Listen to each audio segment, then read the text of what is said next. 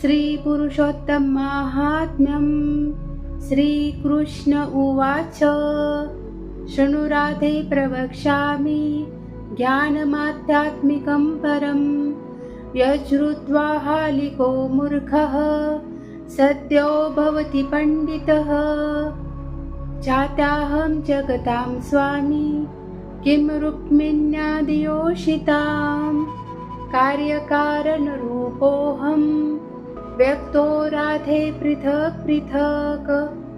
एकात्माहं च विश्वेषां जात्या ज्योतिर्मयः स्वयं सर्वप्राणिषु व्यक्त्या चाप्या ब्रह्मादित्रिणादिषु एकस्मिन् च भुक्तवती न तुष्टन्नो जनस्तथा मय्यात्मनि गतेऽप्येक्यो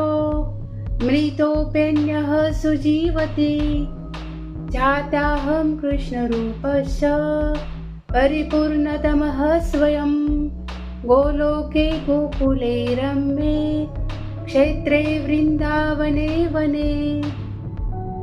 द्विभुजो गोपवेश्य च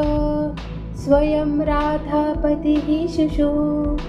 गोपालैर्गोपिकाभिश्च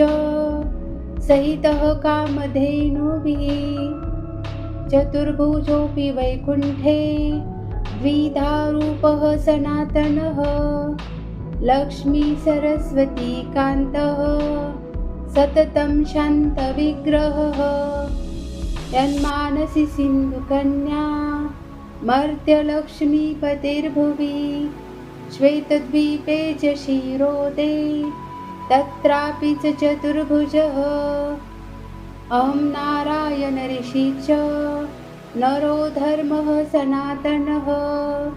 धर्मवक्ता च धर्मिष्ठो धर्मवर्तं प्रवर्तकः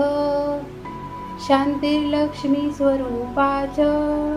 धर्मिष्ठा च पतिव्रता अत्र तस्याः पतिरहं पुण्यक्षेत्रे च भारते सिद्धेशः सिद्धितः साक्षात् कपिलोऽहं सतीपतिः नानारूपधरोऽहं व्यक्ति भेदेन च सुरसुन्दरी अहं चतुर्भुजः शश्वत् दार्वत्यां रुक्मिणीपतिः अहं क्षीरोदशायी च सत्यभामा गृहे शुभे अन्यासां मन्दिरेऽहं च काययूहात् पृथक् पृथक्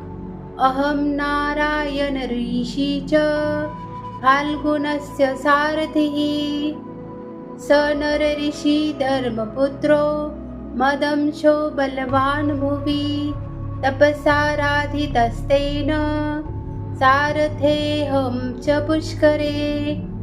यथा त्वं राधिका देवी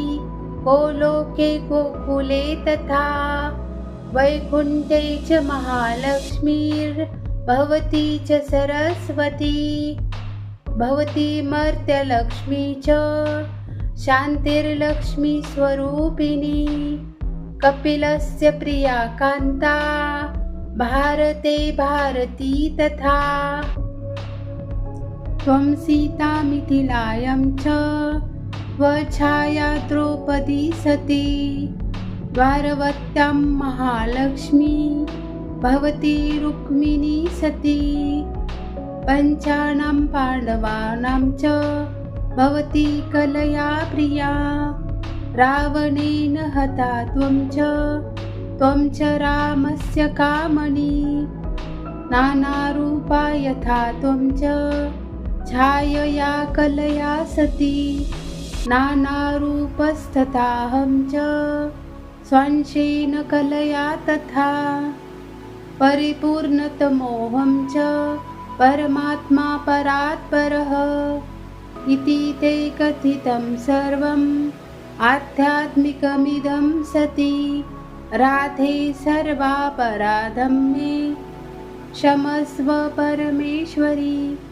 श्रीकृष्णवचनं श्रुत्वा परितुष्ट च राधिका परितुष्ट च गोपेश्च प्रणेमुः परमेश्वरं श्रीपुरुषोत्तम महात्म्यं संपूर्णम्. इथपर्यंत जर तुम्ही व्हिडिओ पाहिला असेल तर व्हिडिओला लाईक करा, चॅनलला सबस्क्राईब करा, शेअर करा आणि कमेंट करा. धन्यवाद. Thank you very much.